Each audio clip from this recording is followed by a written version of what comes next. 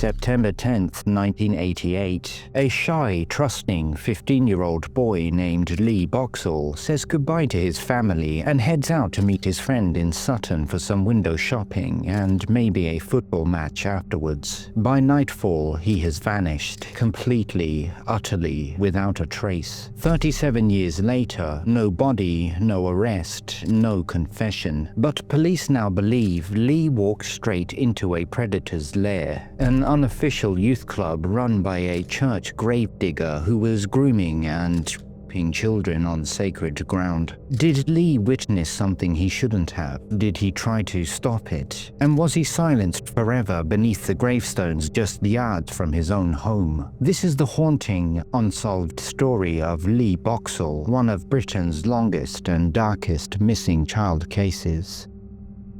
Welcome to Crimes That Haunt Us. We release a new case every Sunday at 6 p.m, so hit subscribe and don't miss the next one. And let me know your thoughts on this case in the comments. I'd love to hear what you think.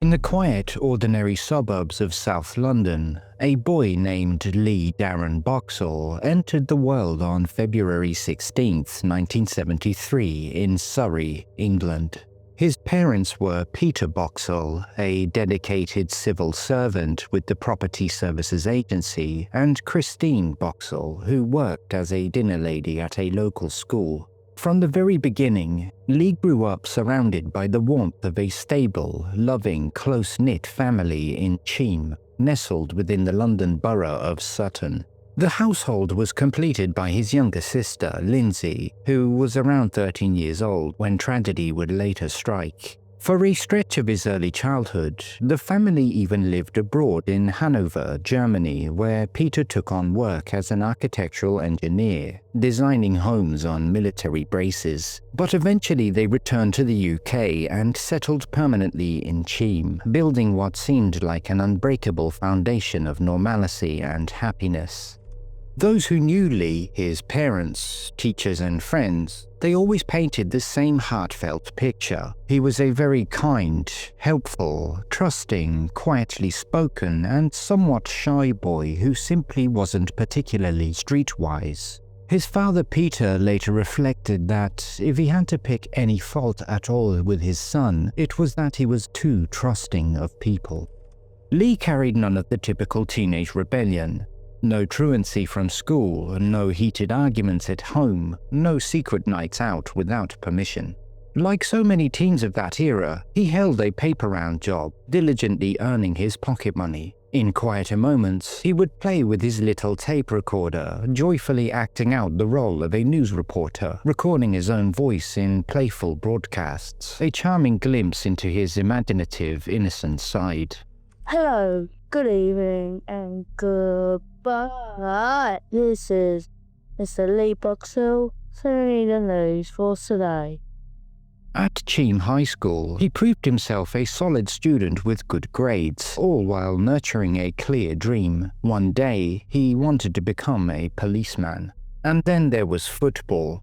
Lee was utterly passionate about the game. He primarily supported the non-league side, Sutton United, but eagerly followed several local professional teams too. In every way, family life was happy, stable, and unremarkable. Lee was viewed as a responsible and dependable teenager who always, without fail, kept in touch. Physically, when he vanished, Lee was approximately 5 feet 6 inches tall, with a slim to medium build, fair-skinned, with light brown hair and grey eyes, with a noticeable dimple in his left cheek. The last known clothes he wore that fateful day were faded black jeans, a white t-shirt featuring a Fred the Flintstone cartoon on the front, brown suede shoes, and reportedly a blue Swatch watch. Saturday, September 10th, 1988, the day everything changed. It started like any ordinary Saturday. The Boxell household buzzed with its usual morning activity. Christine headed out early to visit her elderly mother in Bromley. Lindsay set off to a friend's house, and Peter prepared for a shopping trip in Sutton after dropping Lindsay off. Lee, embracing the teenage luxury of a lie-in, slept longer. As Peter was about to leave, he paused for a brief exchange with his son, who was still in his pajamas, rubbing his sleepy eyes. This fleeting moment would become the last time Peter ever saw Lee. Peter's simple last words, "What are you doing today then?" Lee mumbled something vague about going out with one of his mates, but offering no specifics. Years later, those words would haunt Peter. "It wasn't much of a goodbye, was it?" he recalled. By around 11 a.m., Lee left the family home in Cheam and made his way to Sutton town centre. There, he met up with a friend named Russell Clark for some casual window shopping. From 11 a.m. until approximately 1 p.m., the two boys spent several relaxed hours browsing the shops along Sutton's High Street. Then, at around 1 p.m., they parted company near Sutton Police Station.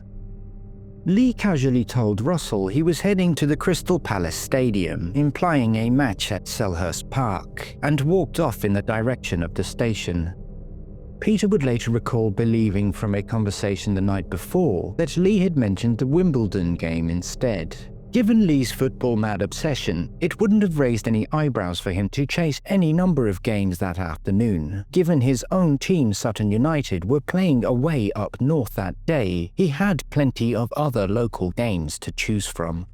The primary initial theory, and the one most commonly mentioned by Lee to Russell, was Crystal Palace's stadium in Croydon, where Charlton Athletic, who shared the Palace Stadium, faced Millwall in a fiery First Division South London derby, with kick-off at 3 p.m, with Charlton ultimately losing 3-0. Travel time from Sutton by train or bus would be a tight 25 to 30 minutes. Alternative possibilities explored over the years included Plough Lane in Wimbledon for the Wimbledon vs West Ham United in the First Division game, or another low league or local fixture such as Carshalton FC vs Bromley FC. For the next 80 minutes, the whereabouts of Lee Boxell remains a mystery. Then came the last confirmed sighting of Lee Boxell at approximately 2:20 p.m. when several school friends spotted Lee alone outside the Tesco supermarket back on Sutton's High Street. One unconfirmed but persistently whispered detail recurring in investigative podcasts and documentaries claimed Lee's Swatch watch was found dumped back near Cheam train station, with some suggesting that the watch had stopped working at 2:22 p.m. Though police have never officially corroborated this chilling clue. Despite extensive appeals broadcast at multiple stadiums, meticulous reviews of crowd footage, and checks against turnstile records, police were not able to uncover a single possible sighting of Lee at any of these football matches. The unforgiving timeline made it extremely unlikely he could have reached any of the 3 p.m. kickoffs travelling from Sutton at least 2:20 p.m.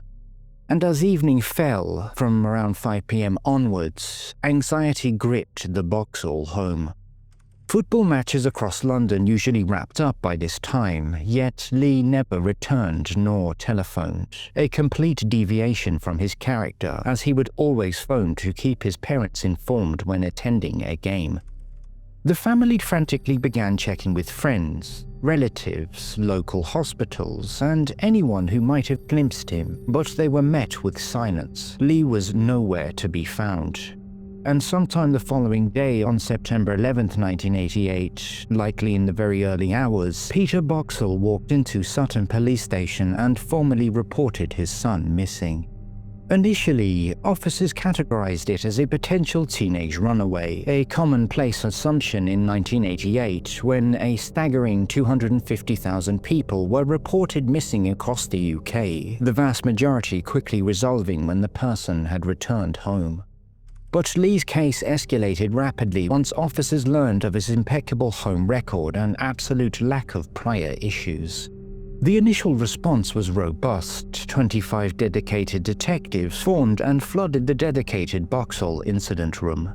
Officers then conducted extensive door-to-door inquiries along Sutton's High Street and surrounding areas, yet nothing surfaced. Additional searches saw police divers painstakingly scour rivers and canals around Sutton. Helicopter sweeps over the area turned up no trace. Broader local searches blanketed Sutton, Cheam and beyond.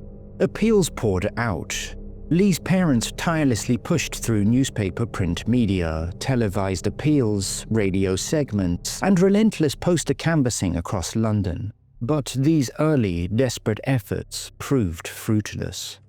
Reconstructions and urgent appeals aired on BBC's Crimewatch, including a pivotal December 1988 episode. Direct pleas echoed at football stadiums like Selhurst Park and Plough Lane. Further exhaustive checks of hospitals, transport hubs, and runaway hostels yielded absolutely no trace. Detectives grappled with painfully little information. The incident room's activity gradually dwindled, with the Boxell family left to pick up the pieces of their broken home. In December 1989, a heartbroken Christine Boxell offered her entire life savings, £25,000, as a reward for any information leading to her son's return. But still, silence persisted. Over the months and years that followed, with all minimal lines of inquiry long exhausted, detectives reluctantly shifted focus to other cases. Lee had simply vanished into thin air. In June 1993, the American pop group Soul Asylum included Lee in their iconic Runaway Train music video campaign, designed to spotlight missing children. Lee's last known image, alongside a computer-generated age-progressed version, appeared in the UK edition of the video, complete with a contact number pleading for information. His parents expressed profound gratitude for the global exposure, yet heartbreakingly, the appeal generated no new leads.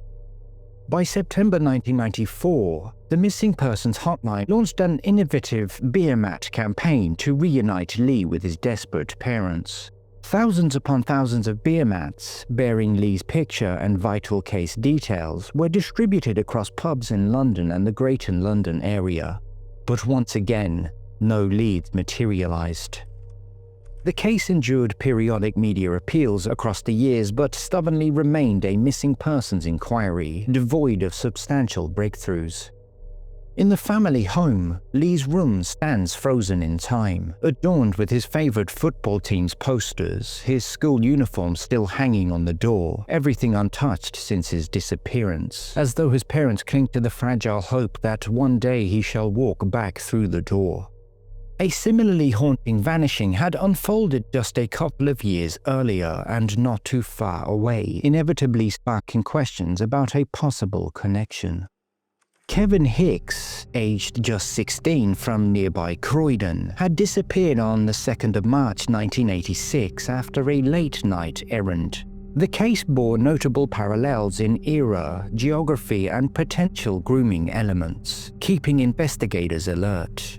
In the years that followed, the two families forged a bond, offering mutual support amid shared agony. Both cases fell under review by the same senior cold case detective, DCI John McQuaid, yet despite these eerie overlaps, no direct evidential connection has ever surfaced, and police steadfastly treat them as separate investigations. Then came a major shift. On the 15th of November 2001, farm worker Brian Lunn Field, also known as Brian Field, was sentenced to life for the brutal 1968 murder of 14-year-old schoolboy Roy Tootle, whom he sexually assaulted, strangled, and abandoned in Mickleham Woods in Surrey after accepting a lift from Field while hitchhiking from Chessington to his home in Brockham Green near Dorking. Field's breakthrough came in 1999 via a drunk driving arrest where he had given his DNA sample, and by 2001, police had matched it to the long-cold Tootle crime scene. Field also fell under suspicion for the September 1984 murder of 15-year-old Mark Billington, found hanged mere miles from his and Field's home. Detectives also probed potential links between this prolific file known for assaulting young boys across Britain, and other missing boys, including Patrick Warren and David Spencer, who were both last seen on Boxing Day in 1996 near Field's Solihull home, as well as the vanished Surrey boy Lee Boxell. But while Field was briefly considered due to his profile, geography and proximity, the absence of any substantive evidence meant he was effectively deprioritized, not formally ruled out with an alibi or an exoneration, but dismissed as a viable suspect for lack of any connection. A full decade would pass before any new developments in the Lee Boxell case would emerge. In May 2011, amid a full cold case review, detectives reached a grim conclusion. There was little evidence suggesting Lee Boxell remained alive. This prompted a seismic shift. The disappearance transformed from a missing person inquiry into a suspected murder case, with investigators acknowledging that decades without credible sightings made survival beyond 1988 increasingly improbable.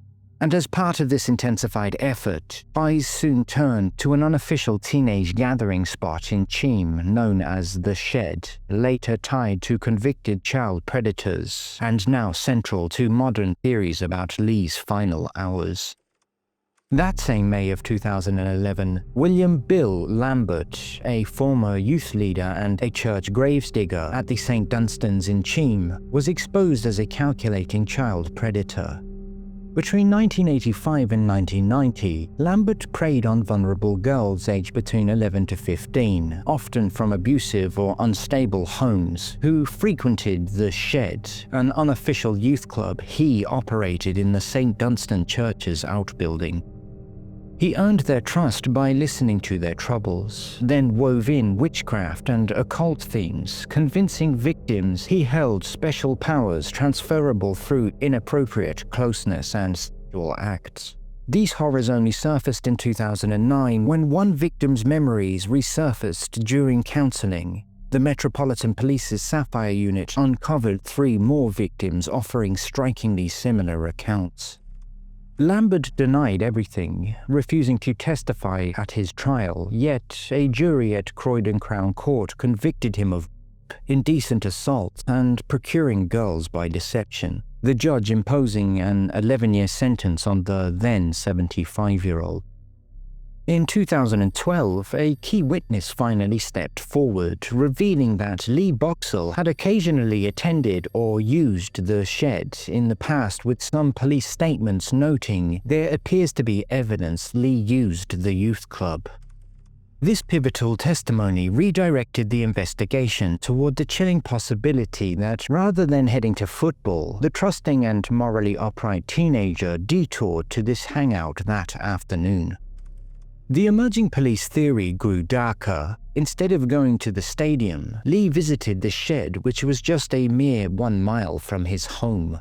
There, he may have witnessed or courageously attempted to intervene in this abuse of another teenager, triggering his accidental or intentional death, followed by a frantic cover-up, potentially exploiting the churchyard's graves. This new police theory stemmed from a combination of delayed witness testimonies, the site's proven history of child sexual abuse, Lee's known character, and the complete absence of alternative explanations after decades of investigation. No evidence ever placed Lee at any of the football matches, and exhaustive early searches and inquiries ruled out any runaway scenario, accident, or other foul play unrelated to the area. Between 2012 to 2013, the Metropolitan Police launched their longest and most expensive forensic excavation in history at St. Dunstan's Churchyard, methodically targeting spots near the shed and existing graves. But the months of phased digging unearthed nothing. In February 2013, a major Crimewatch appeal, timed near what would have been Lee's 40th birthday, spotlighted The Shed. A fresh allegation of previously unreported abuse emerged. On the 8th of April 2014, hope surged with a major breakthrough. Police announced arrests in Lee Boxell's suspected murder. A 78-year-old man, aged 52 in 1988, confirmed as William Lambert, the convicted a gravedigger who ran the shed, and a 52-year-old man aged 26 in 1988, believed to be Robert Smith, Lambert's nephew. Both faced arrest on suspicion of murder and conspiracy to pervert the course of justice. A 41-year-old man aged 15 in 1988, whose identity was not publicly confirmed but noted as roughly the same age Lee would have been, was arrested on suspicion of murder and conspiracy to pervert the course of justice. Also, a 42-year-old woman aged 16 in 1988, identified as Trudy Corley, the partner of Robert Smith, was arrested on suspicion of conspiracy to pervert the course of justice. All four underwent intensive questioning, were initially released on bail, and ultimately freed without charge, with police and the Boxell family later clarifying that the younger pair, Smith and Corley, are no longer under any suspicion or direct involvement in Lee's disappearance or death. Lambert's own son, Steve Lambert, has gone public with his unwavering conviction that his father murdered Lee. He vividly recalled seeing a suspicious fire burning in a 3-foot pit beside a grave around 1988, and later guided investigators to this precise spot. In 2019, the Channel 5 documentary Missing or Murdered: The Disappearance of Lee Boxell gave voice to anonymous former shed attendee, Sally, who chillingly testified that approximately 2 weeks after Lee's disappearance, she spotted a blood-soaked mattress propped against a wall or near the shed, an anonymous item not previously there and deeply suspicious. Other witnesses described being warned in a private back room as early as 2 days later that Lee was not going to be seen again, that he was dead and likely buried in grassland not far from the shed, intensifying fears of a violent, desperate cover-up linked to the site's abuses. In 2021, William Lambert died of COVID-19. His death silenced any potential confessions forever, denying the Boxell family direct answers from the man many, including his own son Steve and investigator Mark Williams Thomas, believe killed the trusting teenager after Lee possibly witnessed or interrupted abuse at the youth club. With his passing, the darkest secrets of that September afternoon in 1988 possibly went to the grave with him, leaving Peter's pleas for truth echoing unanswered and intensifying the heartbreaking limbo for a family that has waited over 3 decades for closure. And in September 2023, marking the 35th anniversary, renewed media appeals echoed. Police conceded no conclusive proof of harm, yet steadfastly treated the case as murder based on all the circumstances. The Metropolitan Police continue to treat Lee Boxell's disappearance as murder. Their primary objective remains the recovery of his remains to grant the family closure and a proper burial. Investigators repeatedly urge anyone who attended the shed back in the 1980s to come forward anonymously via Crime Stoppers or the Missing People charity, stressing that even decades-old memories could prove vital. The case stands as a stark reminder of significant child safeguarding failures in 1980s Britain, when known pedophile networks operated with relative impunity in local communities. Lee was just 15 years old, full of the promise and potential of a youth when he vanished on that September day. His life, ordinary, bright, and full of future possibilities, was cruelly cut short, leaving a void that has haunted his family, friends, and community ever since. The unanswered questions about what happened to Lee remain a painful reminder of a young life stolen, and a call for continued vigilance, compassion, and determination to seek justice for those lost too soon. Thank you for watching and listening to Lee's story. Please feel free to add your own thoughts, comments, and theories down below, and we'll see you next time.